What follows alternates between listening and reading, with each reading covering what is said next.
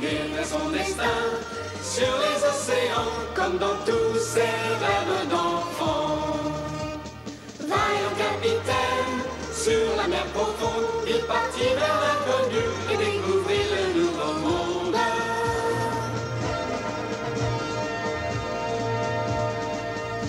Sous le soleil, toujours guidé par son cœur, jamais il ne connut la peur. Les souverains d'Espagne lui donnèrent la mission de porter bien haut leur drapeau. Malgré les tempêtes, sur la mer profonde, il partit vers l'inconnu et découvrit le nouveau monde.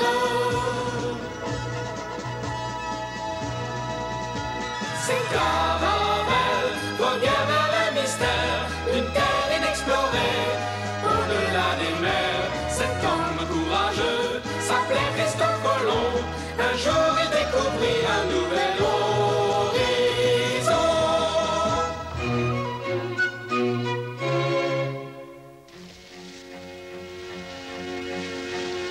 Nous avions quitté le port de Palos depuis une centaine de jours. Nous venions de découvrir la grande île de Cuba et quantité de petites îles. Mais le but de notre exploration, qui consistait principalement à ramener de l'or, était loin d'être atteint. Pas plus dans l'archipel dont nous avions visité toute l'étendue que dans l'île de Kubanacan, baptisée Cuba, il n'avait été question de grandes quantités d'or.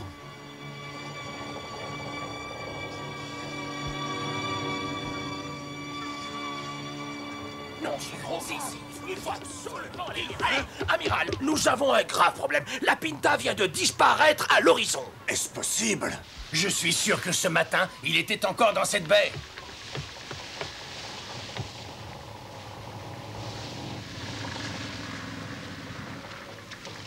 Si le capitaine est parti, c'est qu'il a dû avoir des renseignements donnés par les indigènes sur l'endroit où on peut trouver de l'or en grande quantité.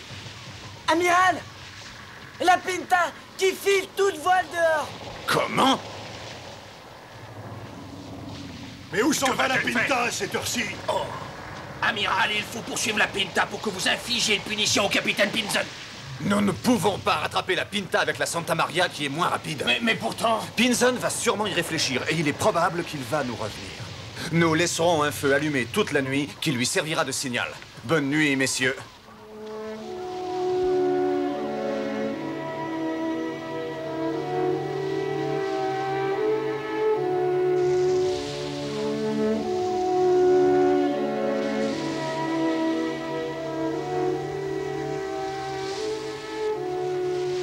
Après cela, nous avons atteint une nouvelle île très belle.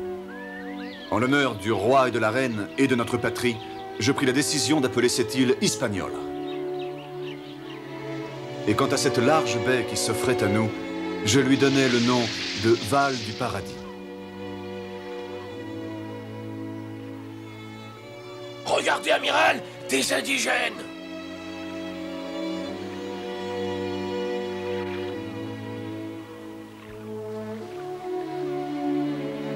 Torres, rassemblez toutes les bribes de langue que vous connaissez et tâchez de communiquer avec les indigènes. À vos ordres, amiral. Et n'oubliez pas de leur offrir des présents. Je n'y manquerai pas.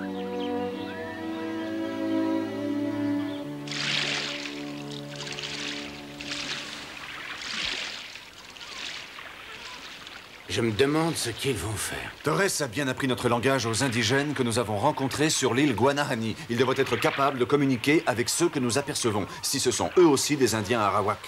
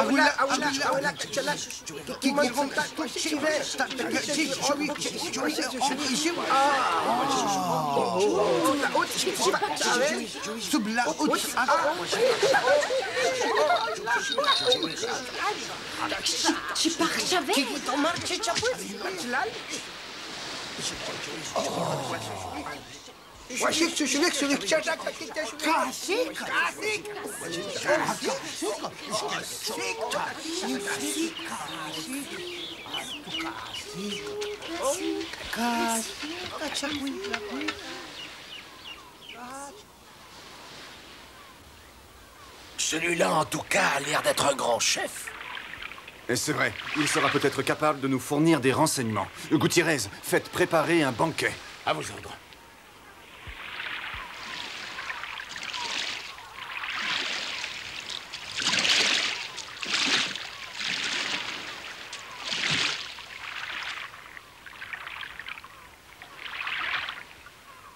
Amiral, j'ai réussi à emmener le cacique avec moi.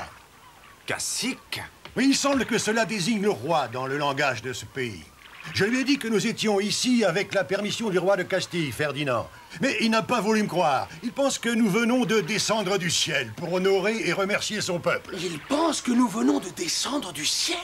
Oui, et les indigènes qui nous servent d'interprètes pensent la même chose. Et probablement que ce sont eux, les premiers, qui ont répandu cette idée. Hein?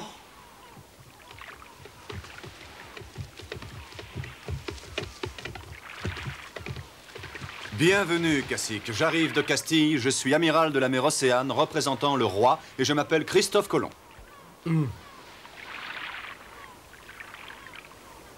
J'aimerais que vous me fassiez l'honneur de goûter à la cuisine castillane.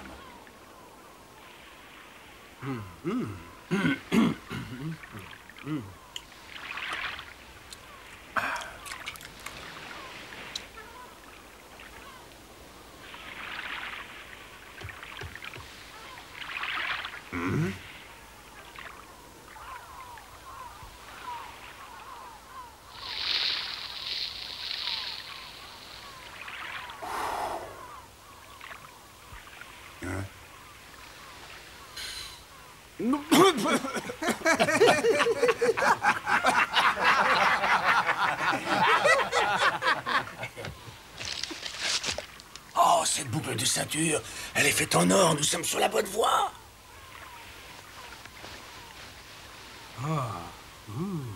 Très bien, et maintenant, nous allons vous présenter nos cadeaux.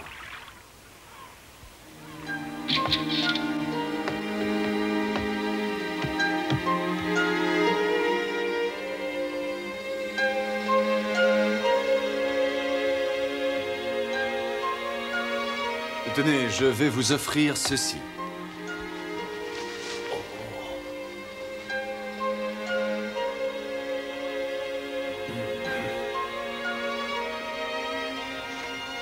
Je suis très honoré. En remerciement, veuillez accepter cela.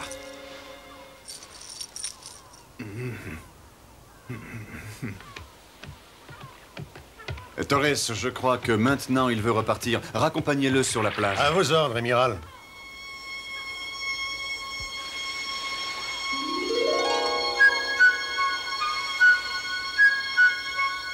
D'après ce que j'ai pu comprendre du jeune cacique, il existe sur cette île un autre cacique beaucoup plus puissant, nommé Guacanagari. Guacanagari? Oui, et il a dit que là-bas nous trouverions beaucoup plus d'or que dans cette région. Et il a ajouté que nous serions certainement très bien accueillis par le grand cacique Guacanagari. Même si on trouve beaucoup d'or, nous ne pourrons pas en embarquer de grandes quantités, car nous manquons de place à cause des provisions. En plus, nous manquons de grelots, de pics de verre et d'aiguillettes pour faire des échanges. C'est très juste, en effet. Torres, n'avez-vous pas entendu parler d'un pays ou d'une île proche d'ici où nous pourrions enfin trouver l'or que nous cherchons depuis notre arrivée? Ah mais si, les indigènes parlent de Cibao, qui serait une contrée ou une île située non loin d'ici. Et d'après eux, il y aurait des mines d'or là-bas. Cibao, c'est un nom qui ressemble à Cipango. Amiral, réfléchissez. Il n'y a pas de doute. Cibao, c'est bien l'île de Cipango. Amiral, il faut appareiller au plus vite pour aller à Cibao. Mes hommes ne pensent plus qu'à une seule chose, trouver l'or qu'on leur a promis. Je ne sais pas s'ils resteront disciplinés encore très longtemps. Capitaine Vincent, nous allons d'abord rendre visite au roi Guacanagari. Nous lui devons cette courtoisie. Ensuite, nous mettrons le cap sur ce fameux Cibao.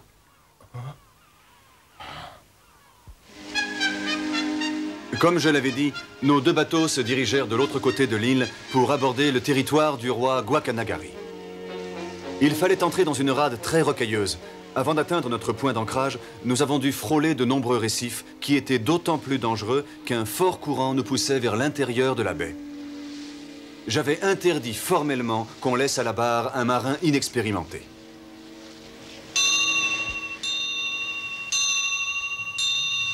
Oh. Hé, Moussaillon, viens par ici. Vous avez besoin de moi, messire Koza? Je suis fatigué. Tu vas me remplacer à la barre pendant quelques instants. Moi? Je viens de te donner un ordre et je ne supporterai pas que tu discutes. Hein? Tu n'as qu'à garder la barre dans cette position par rapport à l'étoile polaire. C'est pas compliqué. Moi, je vais aller dormir.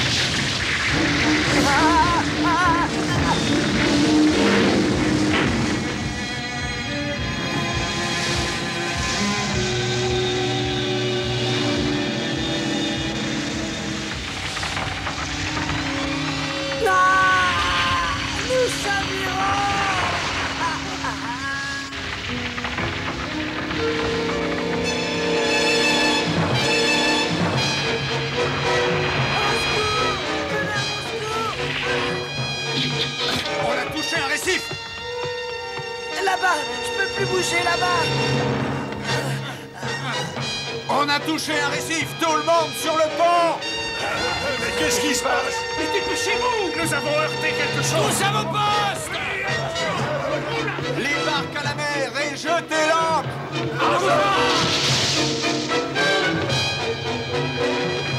Koza, allez le cordage de l'ancre pour essayer de dégager le bateau.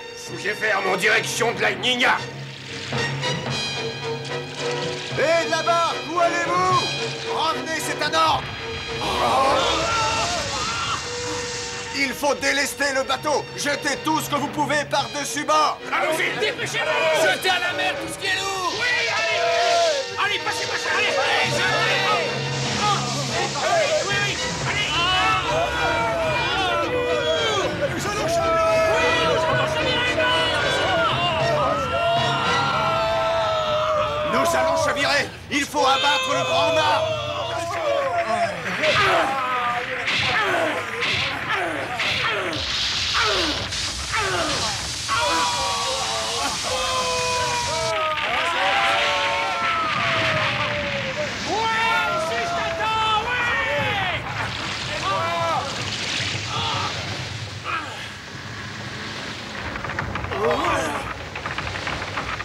Amiral! Ah, capitaine Vincent. Qu'est devenu le sieur Juan de la Cosa? En fuyant, il a essayé de monter sur notre bateau. Nous l'avons renvoyé. Renvoyé? Amiral, le courant est très fort et va entraîner votre bateau qui va chavirer. Il faut vite que vous vous transfériez avec vos hommes sur la ligne. Vincent, je vous remercie.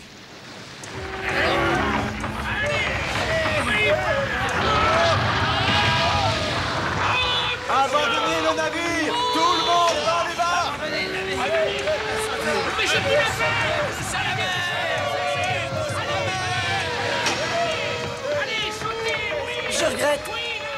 Ne te tourmente pas, ce n'est pas ta faute. Je partirai le dernier. Dépêche-toi de monter dans une barque. Oui, j'y vais.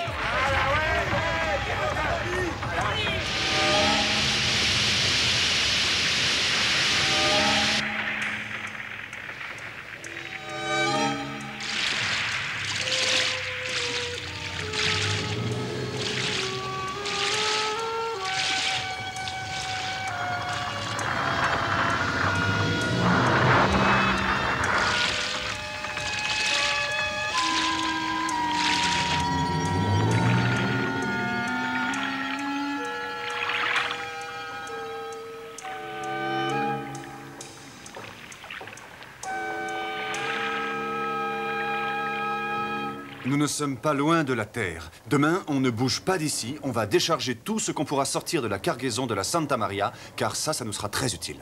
Mais il faudra aller très vite et nous n'aurons pas assez d'hommes ni assez de barques. Et nous pourrons demander au roi Guacanagari s'il peut nous fournir de l'aide. Que dites-vous là? En quoi le roi de cette île peut-il nous aider? L'autre cacique nous a assuré que nous serions bien reçus chez Guacanagari. Dans ce cas, on peut lui demander de nous fournir des barques. Gutiérrez, Arana, emmenez Torres et nos indigènes. Ils serviront d'interprètes pour négocier le concours du grand cacique. Entendu, amiral. Comptez sur moi.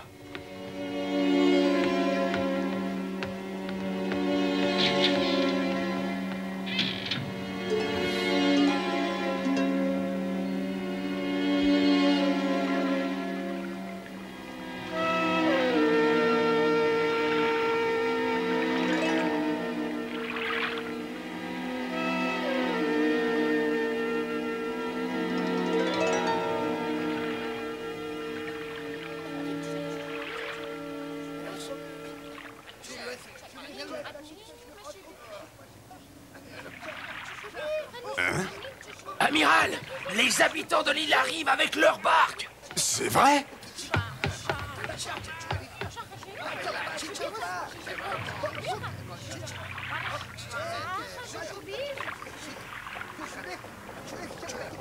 Amiral, regardez, Gutiérrez et les autres reviennent vers nous. Vous le voyez, amiral, on a vu le cacique. Il a ordonné aux indigènes de nous aider à dégager la cargaison de la Santa Maria et de tout entasser sur la plage comme vous le vouliez. Vincent, je retourne sur la Santa Maria pour surveiller cette opération et contrôler ce qui sera sauvé. Fais-moi préparer une barque. À vos ordres, amiral. Préparez une barque, on va évacuer la cargaison de la Santa Maria.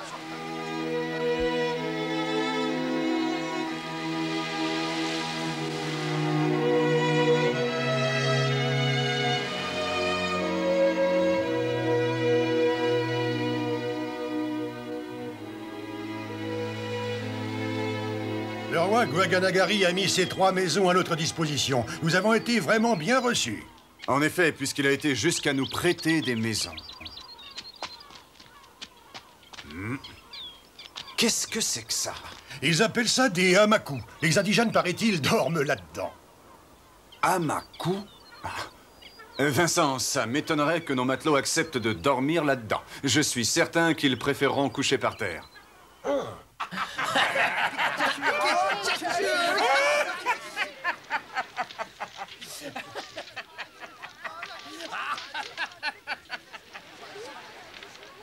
Regarde ce qu'on vient de me donner en échange d'un malheureux petit grelot, des tas de bijoux en or. Pas mal du tout, hein? Je vois que tu as oublié les ordres formels de l'amiral. Il ne veut pas qu'on dépouille les Indiens de leurs bijoux en or. Tu n'as pas honte? Mais t'as pas besoin d'aller lui dire. Il paraît qu'il y a des montagnes d'or qui sont au sud de l'île. Je crois que j'ai trouvé l'endroit qu'il me faut pour faire fortune.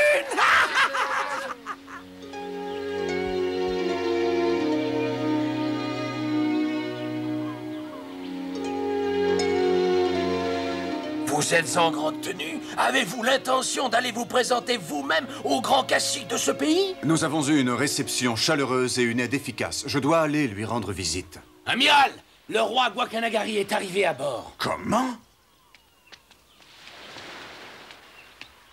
Bienvenue, Votre Majesté. Je suis l'amiral du Grand Océan Christophe Colomb. Le roi est contrarié parce que l'amiral a perdu un bateau. Et il dit qu'il fera tout ce qui est en son pouvoir pour vous venir en aide. Je suis extrêmement reconnaissant à Votre Majesté. Et ce cadeau sera le témoignage de ma gratitude. Prenez. Laissez-moi vous aider. Et maintenant les gants.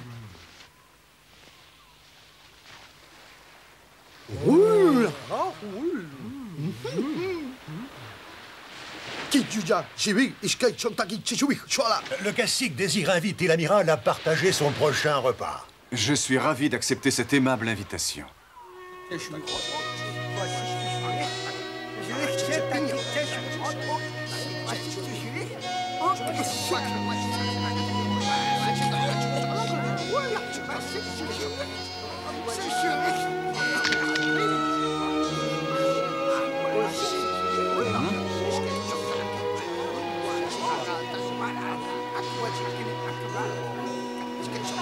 Ah, cette arme s'appelle un canon. Nous en sommes particulièrement fiers, vous allez voir. Arna, voulez-vous tirer au canon sur notre épave? À vos ordres, amiral.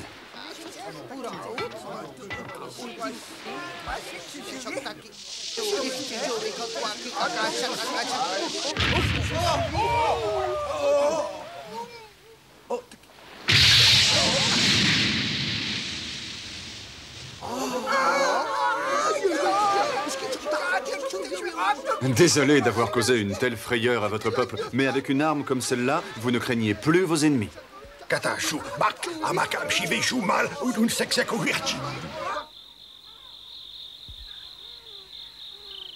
Comment voyez-vous le voyage de retour en Castille? Vous avez établi un plan? Maintenant que nous savons qu'il y a des mines d'or dans cette contrée, nous devons aller chercher un grand nombre de spécialistes pour creuser les mines ainsi que des charpentiers. Nous avons aussi besoin de bateaux. On ne peut pas transporter de l'or rien qu'avec la Niña. Et nous, amiral, qu'allons-nous devenir? La moitié des hommes restera sur cette île et on se servira des matériaux pris sur la Santa Maria pour construire une forteresse qui sera armée de notre canon. Ainsi, nous établirons une base solide qui servira pour nos prochains voyages. Moi, je reste ici. Je ne veux pas quitter ce pays de l'or. Je veux profiter de l'occasion qui m'est offerte d'avoir ce métal précieux à ma disposition. Et moi, je reste en tant que connétable pour maintenir l'ordre. C'est entendu. Nous allons appeler les volontaires qui accepteront de rester dans cette colonie. Maintenant, il faut bâtir très vite la forteresse.